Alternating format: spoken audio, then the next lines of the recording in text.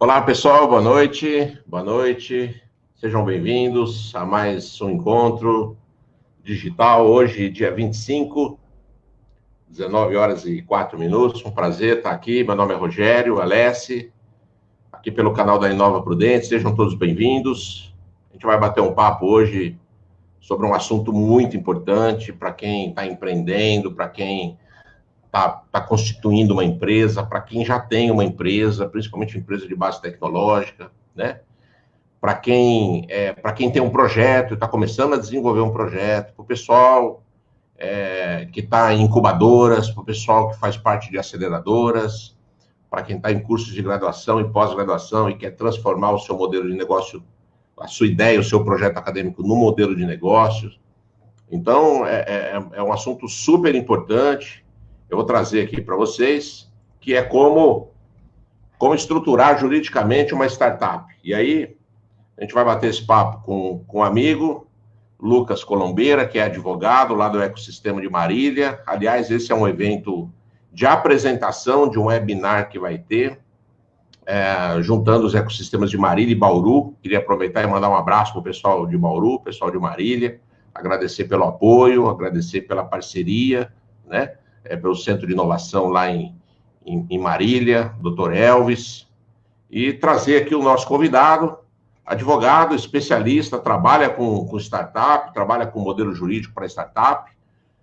Eu vou trazer aqui para vocês, Lucas Colombeira, boa noite, está me ouvindo, tudo bem? Boa noite, Rogério, está me escutando? Olá a todos e a todas, quero agradecer aqui o convite na pessoa do Rogério, essa oportunidade de estar participando dessa live na página do Inova Prudente. Já tive a oportunidade de conhecer o ecossistema aí por 2 ou 3 oportunidades.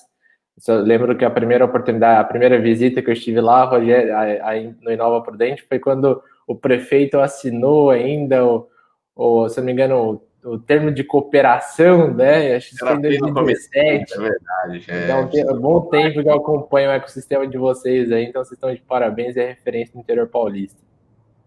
Bacana, prazer estar recebendo você. A gente tem um assunto super importante, né? Um assunto que, aliás, é uma das grandes preocupações nos processos de mentoria, nos processos de aceleração, nos processos de consultoria para startup, né? Que são preocupações que normalmente não são natas dos profissionais, dos empreendedores de um modo geral, né? Às vezes o empreendedor tem um foco tão fechado em resolver a dor, em modelar o processo, em desenvolver o seu negócio, e acaba se esquecendo desse assunto, né? Então, lembrando a todo mundo que a gente vai bater um papo sobre um evento que o Lucas vai fazer com o apoio de todos desses 3 ecossistemas, né? Mas a gente vai dar algumas pinceladas, né, Lucas? Acho que a gente consegue falar um pouquinho o que vai ser tratado, qual é a importância e como é que o pessoal pode aproveitar todo esse conteúdo. Bacana. Rogério, só para ressaltar aqui, para quem não está sabendo ainda desse evento que foi mencionado, essa é uma live, webinar que nós realizaremos na próxima segunda-feira, no dia 29 de junho, a partir das 19 horas. É um horário que vai ser cumprido rigorosamente, né? Dificilmente, em termos de live, a gente tem que seguir esse horário, esse cronograma.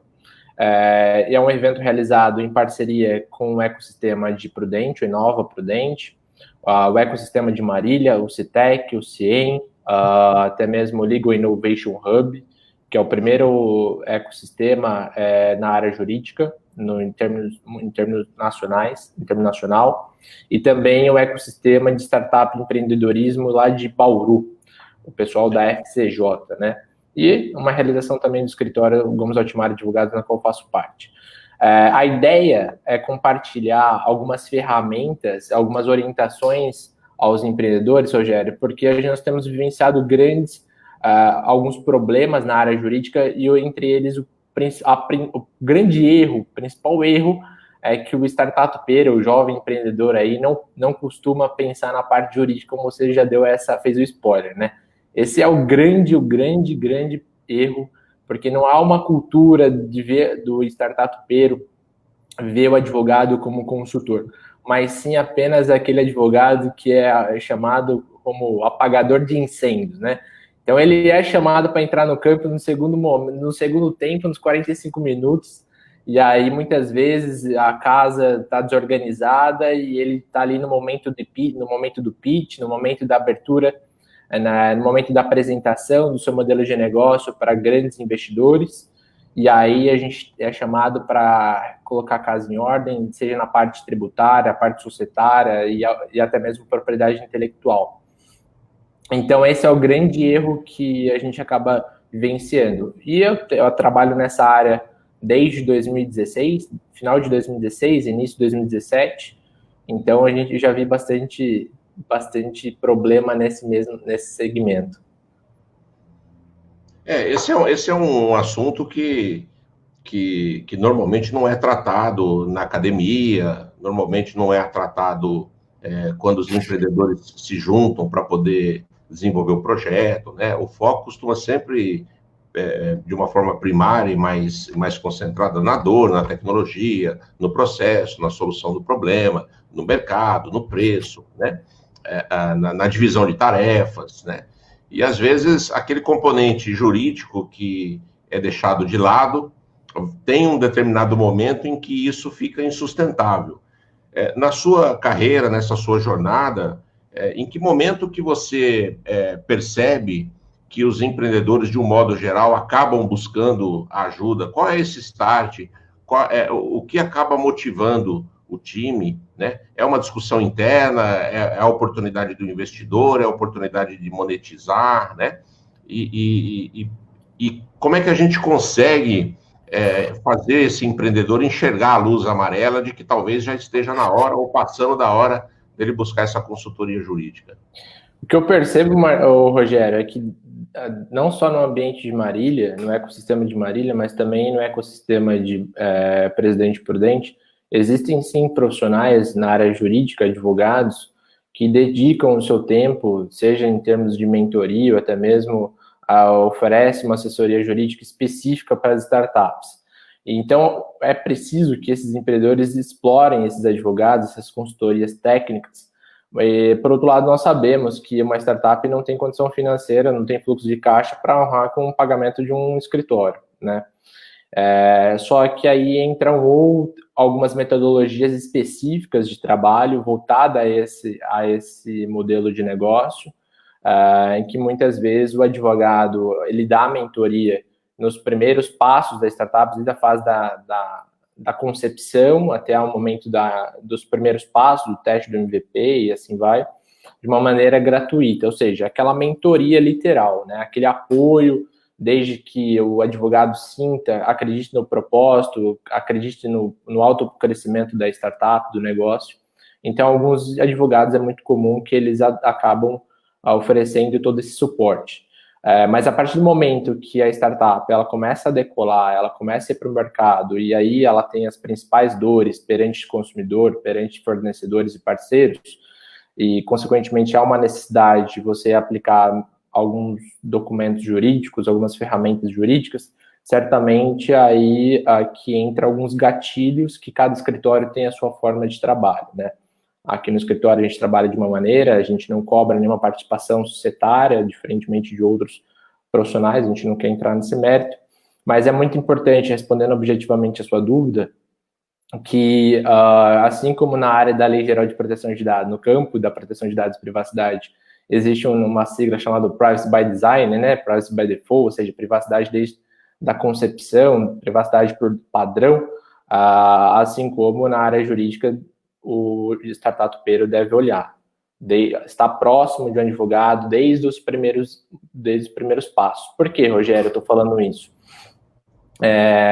Porque é muito mais difícil você colocar a casa em ordem depois que o problema já está instaurado do que você se organizar. Exemplo, muitas vezes é muito comum a gente encontrar algumas startups que utilizam a figura do vesting, né? Esse é um tema muito polêmico. Por quê? Porque é um instrumento que foi importado do Vale do Silício. Nós aqui, você é advogado, sabe muito bem disso, né? É um outro tipo de ordenamento, é um outro tipo de sistema. E aí, muitas vezes, o vesting é utilizado de maneira inadequada e, consequentemente, a startup assume um baita risco tributário e um baita risco também trabalhista. Por que estou falando isso? E é isso que esse tema a gente vai abordar, explorar na live de segunda-feira.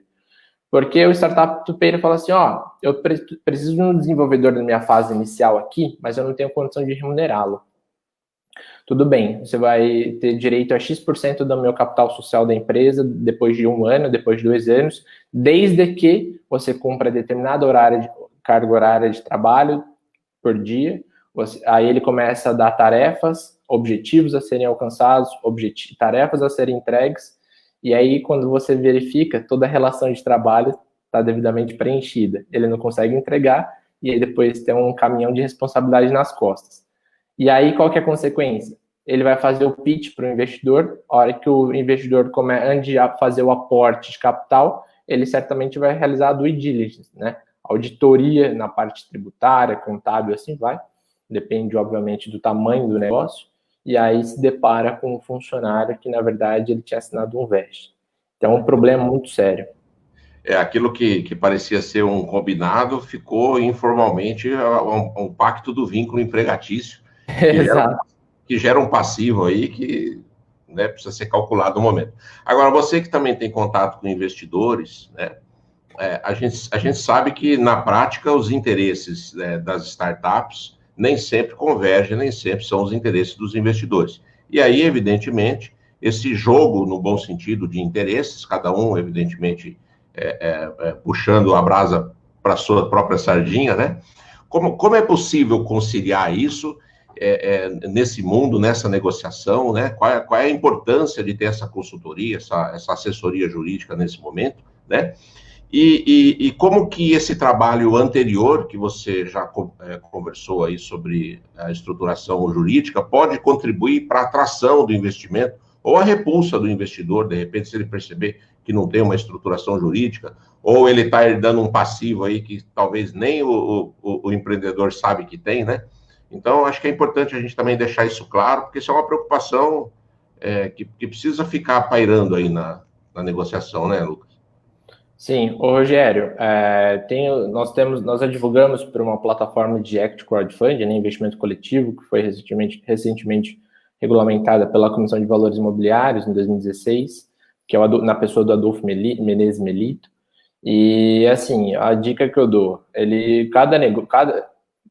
o startupeiro que queira receber um aporte, seja um investimento anjo, de um fundo de investimento e assim vai, ele tem que ir atrás daquele investidor que realmente costuma fazer o aporte e tem know-how, tem aquele famoso smart money de acordo com o seu modelo de negócio, né?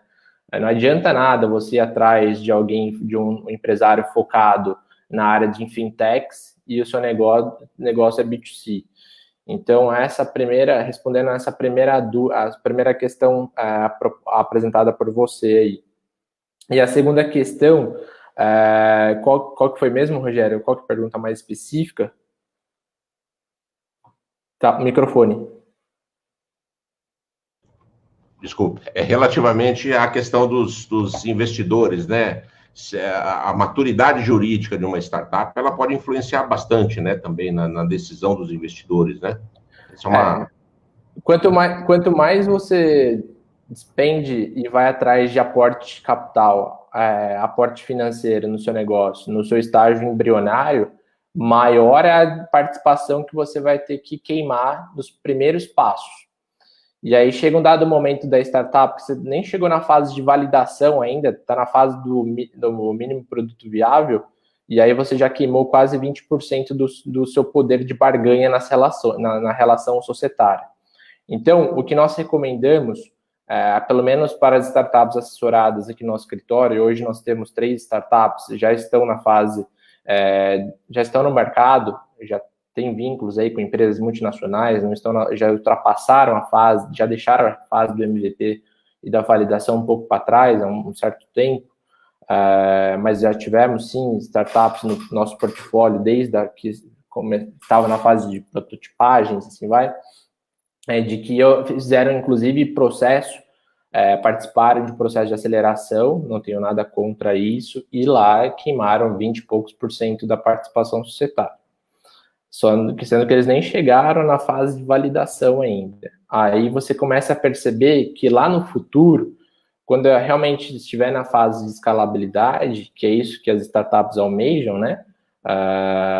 Certamente vai enfrentar muita dificuldade, porque ou vai ter que fazer chamada de aumento de capital entre os próprios sócios, e muitas vezes nós sabemos a realidade brasileira, que é na base do bootstrapping, né?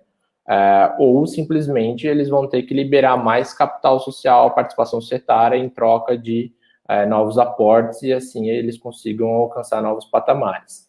E até o momento que a gente percebe aqui, a recomendação, aliás, que eu acabei quebrando, né, o Rogério, é que a liberação, não sei, depende muito do tamanho da startup, mas que nunca a participação ela ultrapasse 20%, né, numa negociação. E tem aquele programa na televisão chamado Shark Tank, você percebe muitas estratégias agressivas.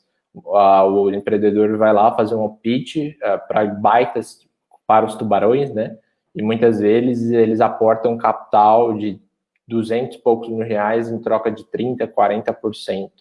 Você queima logo de cara parte substancial do seu poder dentro do negócio, e que muitas vezes é insuficiente para você escalar outros patamares, né? A mordida do tubarão é grande, pode sair caro no futuro. Às vezes encanta, né, o empreendedor, ele imagina que ele está em condições de abrir mão desse capital importante, e ele queima a largada, porque isso vai fazer falta lá na frente. Tem uma largada, esse termo aí é o mais adequado aí.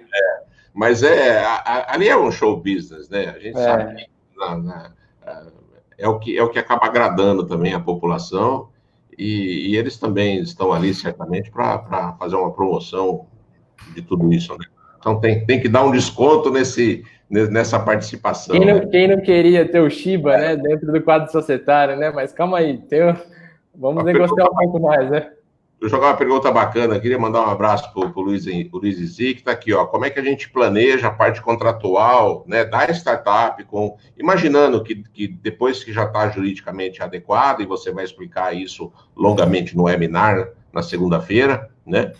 E como é que essa empresa vai fazer esse planejamento dos contratos, né? Isso, apesar de não estar no contrato social da startup, essa relação entre clientes, fornecedores, investidores, né, parceiros, também é uma preocupação adicional, e para quem tem pouco capital e pouca experiência, às vezes não tem noção do tamanho do problema que a gente pode evitar fazendo uma consultoria jurídica profiláctica para você não né, minimizar os impactos de um problema futuro, né? Dá para dar uma dica já, para adiantar aqui, não? Vamos lá. Oi, Zic, um grande abraço para você. Tive o prazer de conhecê-lo pessoalmente lá no Inova Prudente. Obrigado pela sua participação. Assim, mando um abraço também ao Paulo, que está aqui presente, Paulo Assis. Depois a gente se encontrou lá em Marília. É verdade. No evento do pitch lá do CIE, né? Se não me engano, o Paulo Assis está aí participando também. Ele foi avaliador de Startup Day, não, Startup Week lá em 2017, lá em Assis. Bom, vamos lá.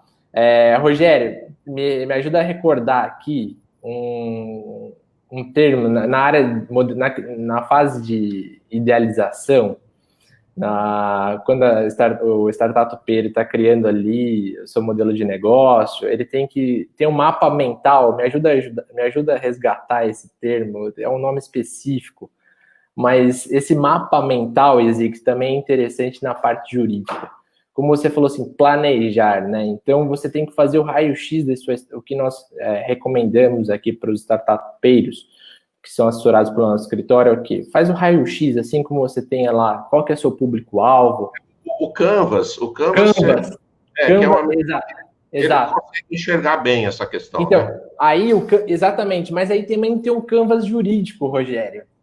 Não sei se vocês já ouviram falar sobre esse assunto, mas tem um Canvas jurídico disponível na internet, o que é bom a gente tem que compartilhar.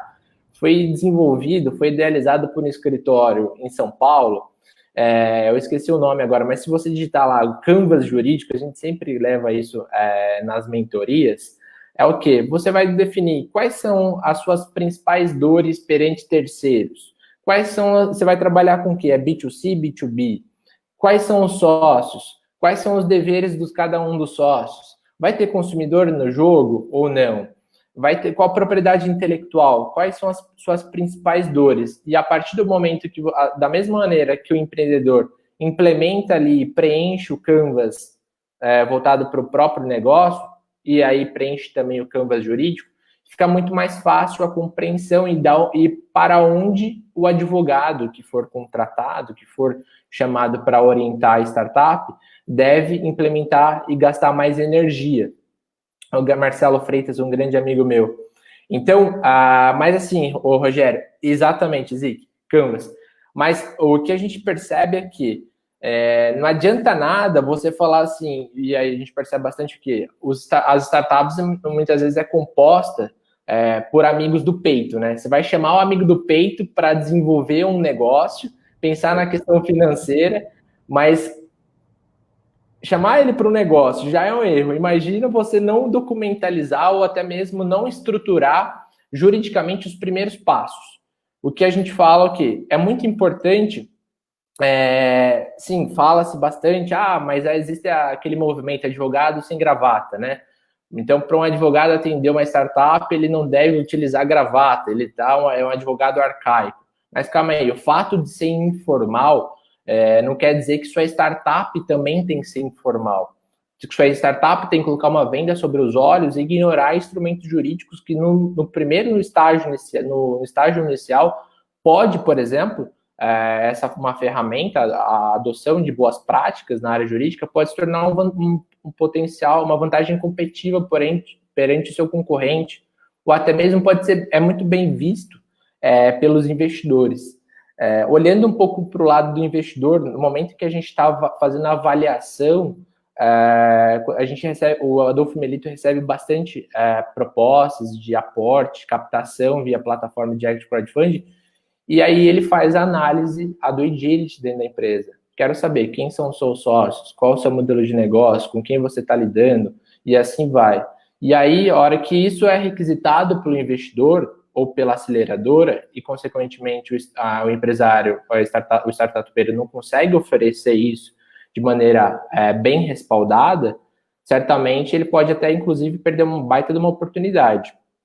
Então, na webinar de segunda-feira, nós compartilharemos o principal instrumento para aquela startup que está dando o seu primeiro passo. Qual é? É o memorando de constituição entre fundadores. O que significa isso? Às vezes pode soar, Rogério, até como um palavrão, né? Então, basicamente, a gente vai colocar o quê? Quais são as responsabilidades de cada um dos sócios? Cada um vai se dedicar part-time, full-time, 50-50, participação societária para cada um vai ter um aporte inicial de quanto? Porque, Rogério, o que vai acontecer? Nos primeiros passos da startup, ela vai ter relação com o consumidor? Não. Ela vai ter relação com o quê? Entre sócios. E aí você começa a perceber que na base do bootstrap, muitas vezes em que não ocorre um aporte capital, ou o investidor, ou até mesmo o sócio fundador está colocando o dinheiro do próprio bolso, o outro sócio, enquanto você está trabalhando aqui, quinta-feira, fazendo live às 7h30, o Ezik está lá, assistindo a gente, né? Tomando uma cervejinha, né, Ezik? Então, muitas vezes, essa discrepância, eu estou me dedicando integralmente para a startup e o meu sócio, que também tem 50%, e entrou no barco e está fazendo freelance para conseguir uma verba extra, calma aí. Então, o jogo está um pouco proporcional aqui, né?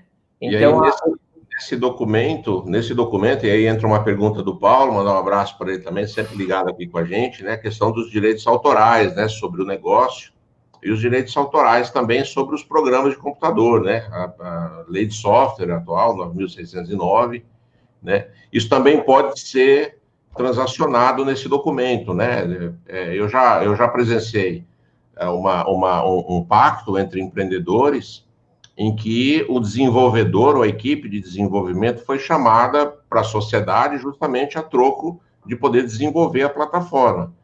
Pela lei, eles continuam com o direito moral pelo desenvolvimento do software, mas o direito patrimonial do sistema foi negociado. Isso também é uma moeda que pode ser interessante na constituição da empresa, né? Você tem visto isso acontecer? como que é? E aí ele pergunta, o que existe para orientar o empreendedor, né? Quer dizer, existem as regras, default da lei, mas isso pode ser transacionado também, né, Lucas? Sim, tudo isso está dentro do próprio memorando entre fundadores, com quem, se um sócio, por exemplo, se o desenvolvedor, eu sou o Lucas, advogado, e eu tenho uma legal tech, uma ideia de uma legal tech aqui, uma law tech. Então, eu preciso de alguém na área de tecnologia para desenvolver essa plataforma eletrônica. Então, a partir do momento que ele cai fora do negócio, a propriedade intelectual pertence à empresa, à futura sociedade, que vai ser constituída exclusivamente em nome do Lucas. Isso sim é totalmente transacionado. Com relação à dúvida levantada pelo Paulo, e eu agradeço bastante a bola que foi levantada aí por ele, é o quê? É muito comum, Rogério, a apresentação, a criação de NDA, né, o acordo de confidencialidade para cima e para baixo. Só que muitas vezes a apresentação de um acordo de confidencialidade de maneira indevida, seja para o investidor ou até mesmo para um potencial parceiro, às vezes pode assustar e aniquilar a própria oportunidade que está sendo oferecida. Não dá para o empresário, para o startupeiro apresentar o NDA para a apresentação de um pitch, por exemplo. Mas sim, é possível e é altamente aconselhável que um acordo de confidencialidade e não competitividade seja apresentado para o próprio time, para que a partir do momento que ele cai fora do negócio, ele não vai, já que ele teve acesso à base de clientes, já que ele teve acesso ao negócio, ele não vai lá, cria um negócio paralelo e começa a oferecer o mesmo serviço. Uma quarentena, alguma coisa assim. Só que, então, a quarentena que é um pouco complicada, por quê?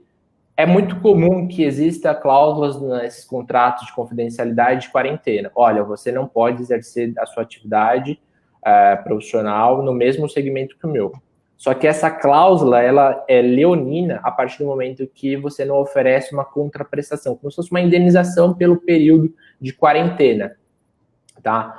Então, tem que tomar muito cuidado a partir do momento que você insere uma cláusula dessa num contrato de confidencialidade. Mas a gente vai abordar esse assunto na live de segunda-feira. Inclusive, a gente vai compartilhar o modelo que foi desenvolvido pelo nosso escritório aqui para o pessoal, para os participantes. Legal. Esse memorando, só para avisar, ele faz parte do conteúdo do programa de aceleração que a Inova Prudente está rodando. Aliás, rodando em parceria com várias instituições de ensino aqui da cidade e também com a Darwin, né, lá do Sul, que foi eleita a melhor aceleradora de startup do Brasil já por 2 vezes. Florianópolis, né? E eles participaram ativamente do início do processo e vários consultores estão nos ajudando aí a acelerar esses 20 projetos e tem bastante coisa boa. Ô Lucas, a gente já está indo para o finalzinho, isso aqui era só um aperitivo do que vai ser, né? E aí, além disso, e aí é uma outra preocupação, foi uma outra pergunta, sugestão que me veio aqui pelo WhatsApp, de um colega que está assistindo lá pela minha página, por isso que não dá para eu trazer aqui, que é essa questão jurídica das startups, mas também aquela preocupação com o ordenamento jurídico como um todo, né? Seja o Código de Defesa do Consumidor, a Lei Geral de Proteção aos Dados, né? A própria legislação de direito autoral sobre programa de computador, né? Quer dizer, é importante conscientizar os empreendedores que o desafio jurídico, né, de uma vida saudável, vamos dizer assim, juridicamente, né, ultrapassa a questão do modelo contratual e da relação com os fornecedores. Então, eu acho que era importante a gente conscientizar e sempre deixar o recado de que a consultoria jurídica, ela tem que estar sempre ali ao alcance e ela é muito mais eficaz e mais econômica quando ela é solicitada antes de uma eventual demanda para prevenir problemas do que para resolver questões ainda mais jurídicas, né? E aí entra tudo, né? O marco civil da internet, dependendo da aplicação, dependendo da solução, precisa ter lá os recursos, precisa apoiar, tem muita coisa, né? Mas para a gente não botar o pessoal em pânico, né? A gente tem a possibilidade de consultar os colegas, os amigos, os advogados que trabalham com direito eletrônico no atendimento disso. como é que fica a cabeça de quem quer empreender e essa preocupação? Até que ponto essa preocupação pode tirar o sono do empreendedor? E que último conselho, que última dica você pode dar aí para quem está a fim de empreender e não quer ter problema no tribunal? Rogério, eu acho que a principal frase, seja preventivo e não reativo. Explore aí todo o ecossistema de todos os profissionais que fazem parte ao ecossistema, tanto de Prudente, de Marília, Bauru. Existem profissionais que doam suas horas de forma gratuita para aquele startupeiro que está no seu momento inicial, que está na fase de concepção, idealização do futuro negócio, né? Porque é muito mais caro você trabalhar na parte reativa, a partir do momento que o problema já apareceu, do que você pensar o problema desde o começo, né? Eu sempre adoto o modelo, por exemplo, da LGPD.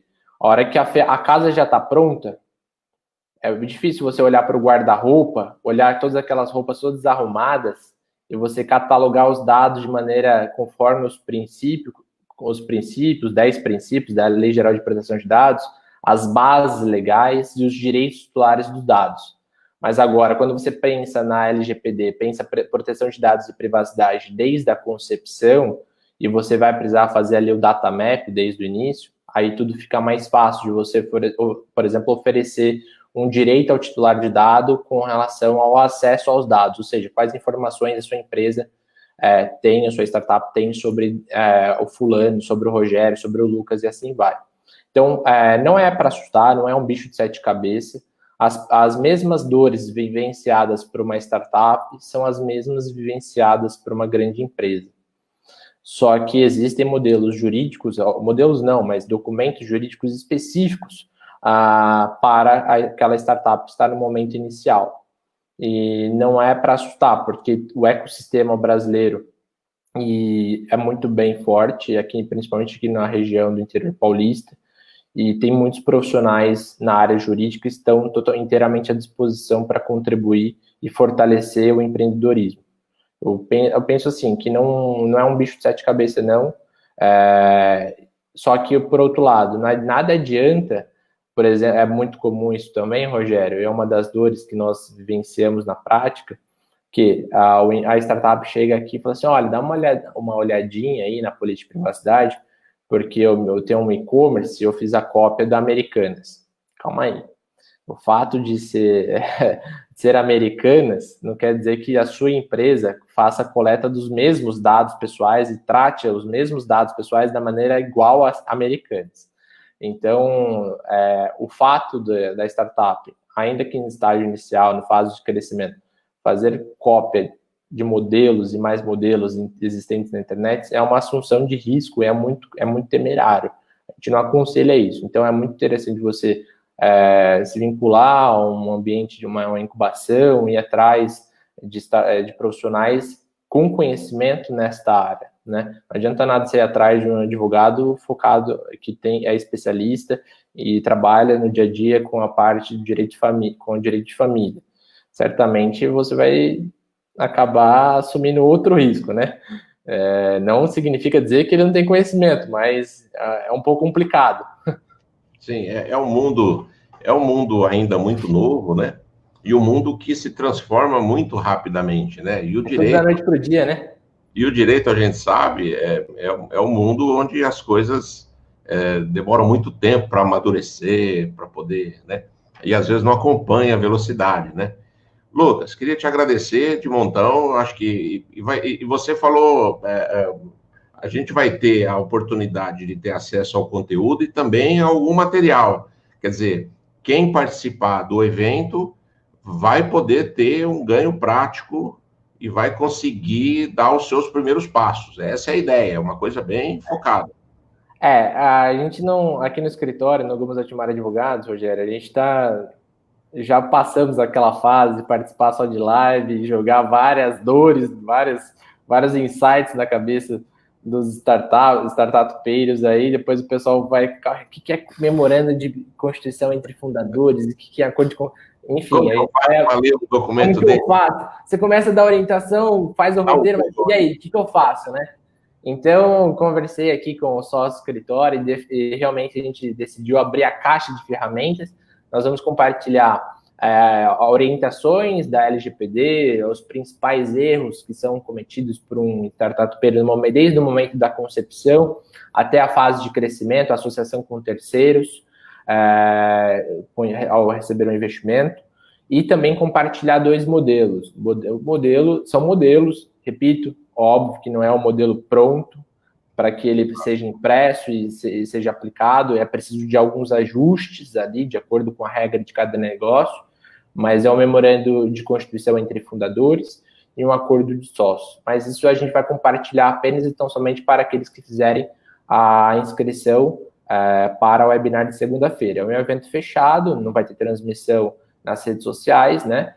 Por ser algo mais para ter mais sinergia com os participantes, e ali eles vão poder, inclusive, tirar dúvidas práticas comigo, que estarei lá participando. E aí, Rogério, se puder, posso só compartilhar o link? Claro. Isso já está no site. Isso já está no site aí da. Depois eu vou colocar aqui nos comentários para todo mundo poder fazer a inscrição. A gente vai voltar a divulgar. Lá na página da Inova também tem uma matéria sobre o webinar que você vai realizar na segunda-feira. Lembrando de novo, né, pessoal, que a gente está batendo um papo sobre um evento que o Lucas e toda a sua equipe vai promover na segunda-feira, um evento fechado, gratuito, né, Lucas? Gratuito.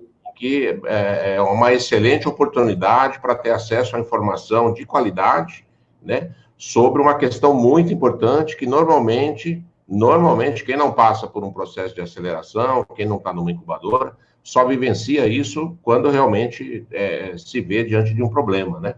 A partir do momento que o investidor pede ali alguns documentos, né? Do que é isso daqui?